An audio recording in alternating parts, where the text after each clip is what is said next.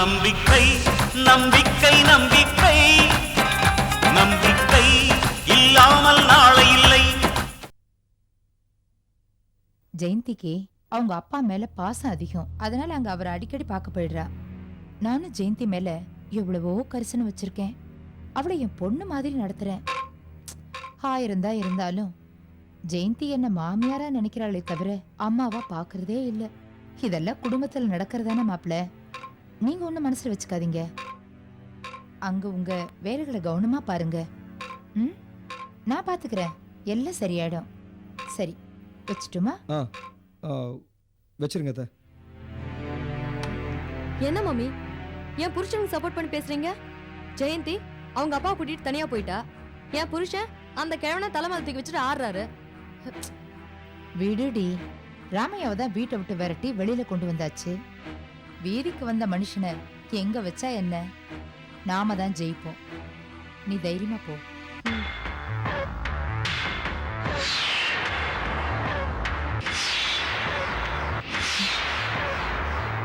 வசந்த், நீ எப்ப வந்த?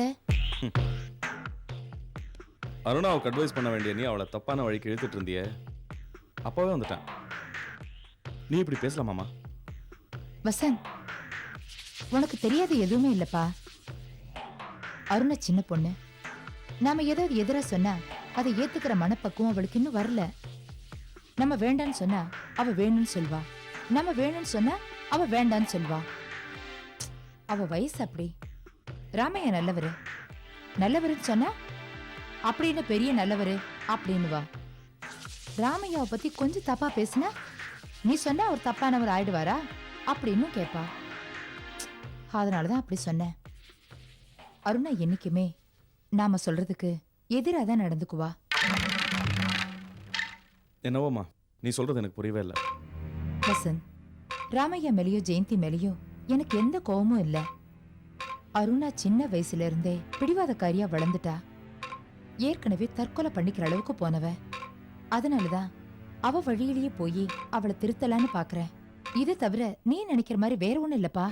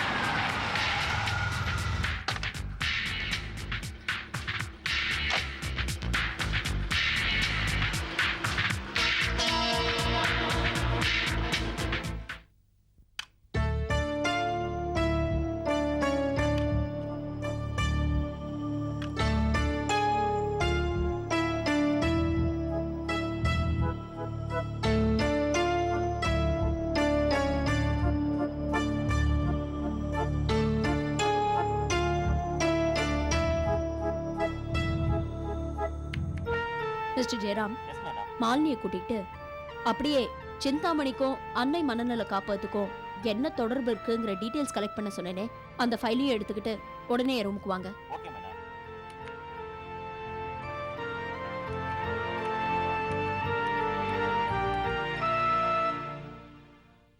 Good morning madam. Good morning madam. Good morning. இந்தாங்க மேடம், நீங்க கேட்ட டீடைல்ஸ்லாம் இதுல இருக்கு.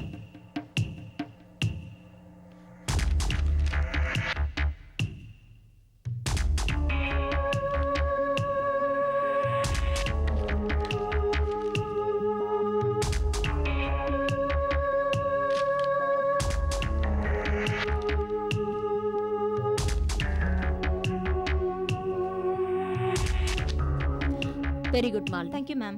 செய்திகளை சேகரிக்கிறதுல பத்திரிகைக்காரங்க மட்டும் இல்ல, நம்மள மாதிரி பெரிய தொழில இருக்கிறவங்களும் ரொம்ப கவனமா இருக்கணும். இது கிட்டத்தட்ட கார்ட்ஸ் கேம் மாதிரி தான். நம்ம கிட்ட இருக்கிற கார்ட்ஸ் கவனிச்சா மட்டும் போதாது.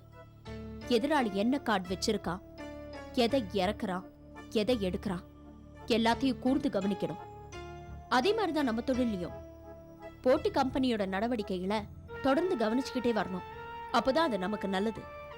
அன்னை மனநல காப்பகத்தை பத்தி நீங்க சேகரிச்சிருக்கிற டீடைல்ஸ் எனக்கு ரொம்ப யூஸ்ஃபுல்லா இருக்கும்னு நினைக்கிறேன். ஆமா, சிந்தாமணிக்கும் அந்த மனநல காப்பகத்துல இருக்கிற நோயாளி விசாலத்துக்கும் என்ன உறவுன்னு ஏதாவது தெரிஞ்சுதா? அதுதான் மேடம் சரியா தெரியல. விசாலாட்சி அந்த காப்பகத்துக்கு வந்து 15 வருஷத்துக்கு மேல ஆகுதான். இப்போ சிந்தாமணி தான் அவங்கள மெயின்டைன் பண்ணிட்டு இருக்காங்களாம். சிந்தாமணி கவனிச்சுக்கிறானா அவங்களுக்குள்ள நிச்சயமா ஒரு பெரிய உறவு இருக்கணும். ஆமா, விசாலத்தோட மனநிலைமை இப்ப எப்படி இருக்கு? வந்து சேரும்போது எப்படி இருந்தாங்களோ அதை விட மோசமா நடுவுல இருந்திருக்காங்க. ஆனா இப்ப சமீப காலமா அவங்க மனநிலையில ஏதோ ஒரு முன்னேற்றம் இருக்குன்னு சொல்றாங்க மேடம். சிந்தாமணியை தவிர அவங்கள பார்க்க வேற யாராவது வராங்களா? அவங்களுக்கு வேற யாரும் இருக்கிறதா தெரியல மேடம். விசிட்டர்ஸ் ரிஜிஸ்டர்ல சிந்தாமணி பேர் மட்டும் தான் இருக்கு. நான் விசாரிச்ச வரைக்கும் சிந்தாமணியை பார்த்தாதான் விசாலாட்சி அதிகமா உணர்ச்சி வசப்படுறாங்களாம். கையில கிடைக்கிற பொருள் எல்லாம் தூக்கி எறிறாங்களா மேடம். அப்படியா? ஆமா மேடம். அப்படின்னா சிந்தாமணி அவளை பார்க்க வர்றது பரிதாபத்தினாலேயோ பச்சாதாபத்தினாலேயோ இல்ல. விசாலத்துக்கிட்ட சிந்தாமணிக்கு ஏதோ பயம் இருக்கு. எங்க விசாலத்துக்கு பைத்தியம் தெளிஞ்சா சிந்தாமணியோட வாழ்க்கை கலங்கிடுமோன்னு அவ பயப்படுறா. அதுதான் என்னன்னு நம்ம கண்டுபிடிக்கணும். மாலினி. Yes madam. நான் அந்த விசாலத்தை சந்திக்கணும். அதுக்கு உடனே ஏற்பாடு பண்ணுங்க. அவங்களுக்கும் நமக்கும் எந்த சம்பந்தமும் இல்லாம திடீர்னு பாக்குறதுக்கு அனுமதி கிடைக்குமா மேடம்? அது மட்டும் இல்லாம விசாலாட்சி ரொம்ப முரட்டுத்தனமா நடந்துக்கிறத வேற சொல்றாங்க. சிந்தாமணியே நான் வாழ்க்கையில பார்த்தாச்சு. அவளை விட மோசமான ஒரு பொம்பளை இருப்பாளா என்ன? நான் அந்த விசாலத்தை சந்திக்கணும். ஏற்பாடு பண்ணுங்க. Okay madam. தேங்க்யூ.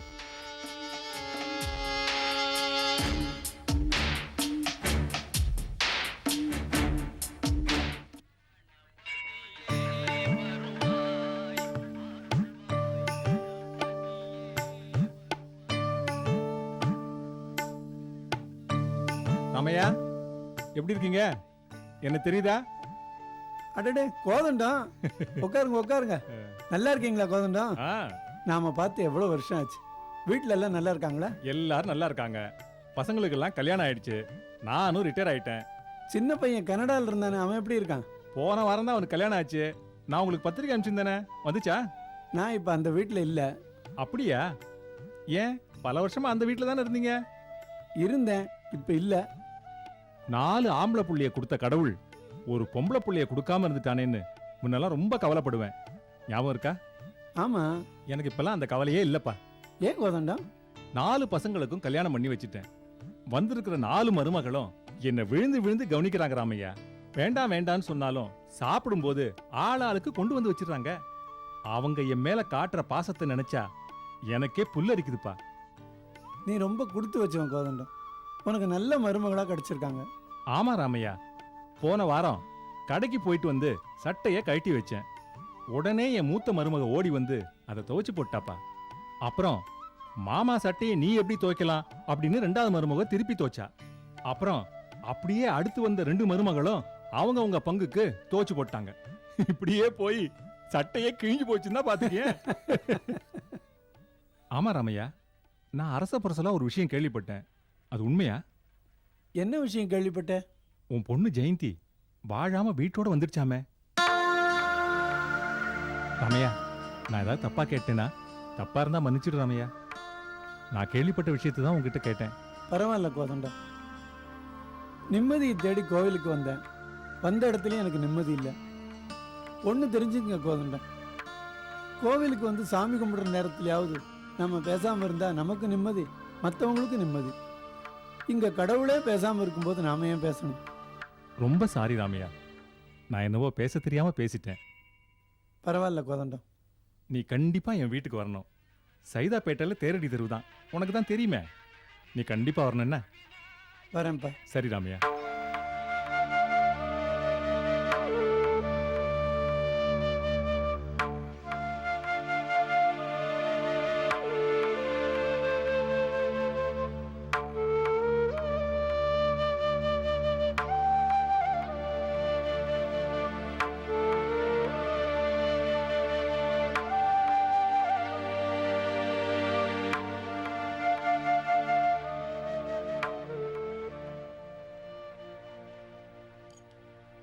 என்னம்மா வாங்கப்பா உட்காருங்க.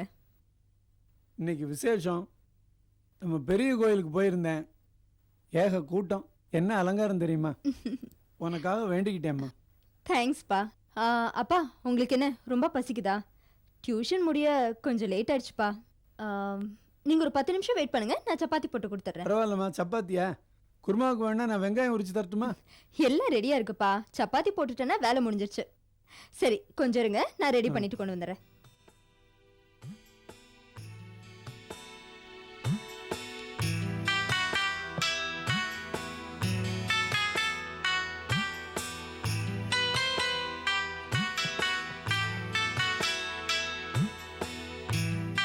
ஜெயந்தி, என்னப்பா? நான் வேணா ஏதாவது ஹாஸ்டலுக்கு போய்க்கிறேன். நீ மாப்பிள்ளை வீட்டோட போயிடுமா? ஏன்பா எதுக்காக திடீர்னு இந்த மாதிரி ஒரு முடிவுக்கு வந்தீங்க? திடீர்னு இல்லைம்மா. இங்கே வந்ததுலேருந்தே என் மனசில் ஏதோ இது சரியில்லைங்கிற ஒரு எண்ணம் இருந்துக்கிட்டே இருக்குமா. திடீர்னு உன் கல்யாணம் நடந்ததுனால உன் புருஷன் மனசில் நீ இடம் வாங்குறதுக்கு கொஞ்ச நாள் ஆகலாம். ஆனால் அது வரைக்கும் நீங்கள் இப்படி ஒரேடியாக பிரிஞ்சிருக்கிறது எனக்கு பிடிக்கலம்மா. இந்த பிரிவுக்கு காரணம் நான் தான் நினைக்கும் போது என்னால் எப்படிம்மா நிம்மதியாக இருக்க முடியும்? நீங்க தான் காரணம்னு யாருப்பா சொன்னா? நீங்களாவே ஏன் அப்படி நினைச்சுக்கிறீங்க? பெத்தவம்மா, எனக்கு தான் அந்த வேதனை தெரியும். ஒரே வீட்டில் இருந்தாலும் பேசாமல் இருந்தால் ஊர் உலகத்தில் புருஷன் பொண்டாட்டியாக தான் நினைப்பாங்க. ஆனால் மனசால் ஒன்றா இருந்து புருஷன் ஒரு பக்கம் பொண்டாட்டி ஒரு பக்கம் இருந்தால் வெளி உலகத்தில் தப்பாக தாம்மா பேசுவாங்க. புருஷனை விட்டு பிரிஞ்சிருக்கிற பொண்ணுக்கு வாழாவட்டின்னு இந்த உலகத்தில் ஒரு பேர். அந்த பேர் உனக்கு வரத்துக்குள்ள நீ மாப்பிள்ளை கூட போயிடுமா. அப்பா யார் வேணாலும் எதை வேணாலும் பேசட்டும். என் புருஷனுக்கு என்னை பத்தி நல்லாவே தெரியும். காலம் இப்படியே இருந்துராதுப்பா, நிச்சயமா மாறும். உனக்கு இருக்கிற தைரியம் எனக்கு இல்லைம்மா.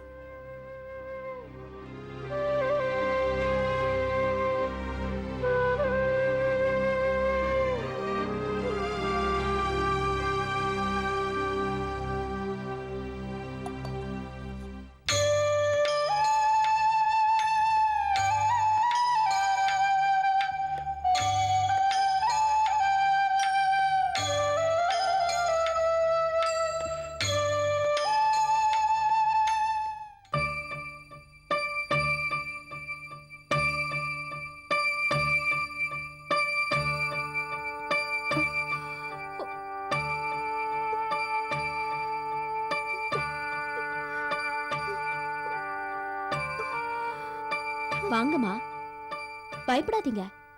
நான் உங்களை ஒன்றும் செய்ய மாட்டேன். வாங்க. மாட்டேன், வரமாட்டேன். நான் உன்கிட்ட வரமாட்டேன். இது பாரு, நீ என்கிட்ட வராத. வந்த இத பாரு, இதாலே அடிச்சிருவேன். போ. நீங்க அதை வச்சு அடிச்சா அது பாப்பா மேல படும். பாவம் பாப்பா, அதுக்கு வலிக்கும்ல.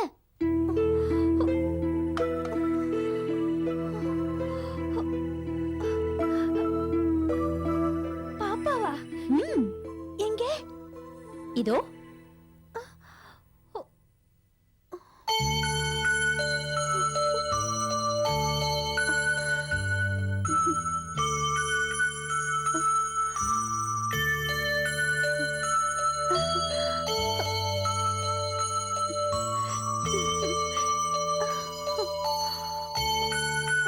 ஆமா, பாப்பா. உன் பாப்பாவே எனக்கு தெரியா? ஓ, தரேனே. ஆனா அதுக்கு கொஞ்ச நாள் வெயிட் பண்ணோம். பரவாயில்லையா? சரி, நீ என் கூடவே இரு. உன் பாப்பாவை எனக்கு கொடுத்துட்டு நீ போ. நான் கண்டிப்பா உங்களுக்கு பாப்பாவை தருவேன். ஆனா நீங்க என் கூட வரணும். வரீங்களா? மாட்டேன், நான் வர மாட்டேன். என் குழந்தைய விட்டுட்டு நான் வர மாட்டேன். சரி, குழந்தைய சேர்த்து கூட்டிட்டு போவோம். என்னது? என் குழந்தைய கூட்டிட்டு போயிடுவியா?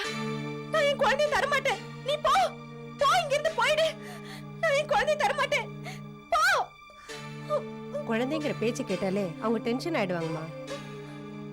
சிந்தாமணி இவங்கள பார்க்க அடிக்கடி வருவாங்களா? எப்பாவது வருவாங்க. அவங்கள பார்த்தாலே ரொம்ப டென்ஷன் ஆயிடுவாங்க. அவங்க வராத வரைக்கும் ரொம்ப நல்லவங்களா இருப்பாங்க. அவங்கள பார்த்த உடனே கையில எது கிடைக்குதோ எல்லாத்தையும் போட்டு உடைச்சிருவாங்கம்மா. சிந்தாமணிக்கும் இவங்களுக்கும் என்ன உறவு? அது எனக்கு தெரியாதுமா. சித்ரா, உங்களை ஜெயதேவி அம்மா கூப்பிடுறாங்க. அம்மா, இது வந்துடுறேம்மா.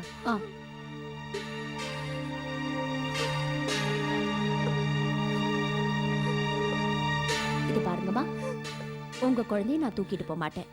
நீங்களே வச்சுக்கோங்க. இங்க வாங்க. வாங்க, பயப்படாதீங்க. இங்க வாங்க.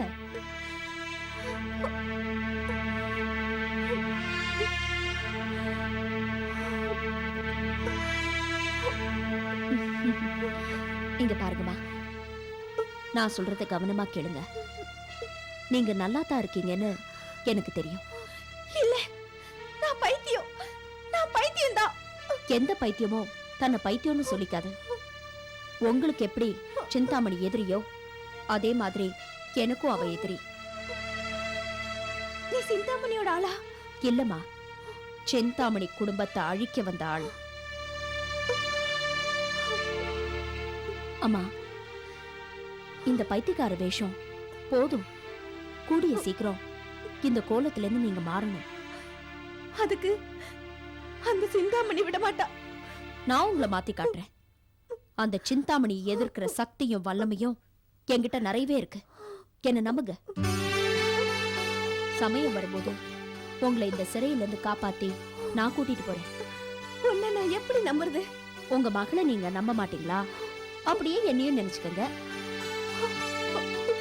இப்படியே என் காலம் முடிஞ்சிடும்னு நினைச்சேன். இல்லம்மா, தர்மம் சில நாள் அடப்பட்டு கிடக்கலாம். ஆனா என்னைக்காவது ஒரு நாள் அது வெளியே வந்துதானே தீரணும். கூடிய சீக்கிரம் இந்த சிறையில இருந்து உங்களை நான் மீட்பேன். தயாரா இருங்க. நான் வரேன்.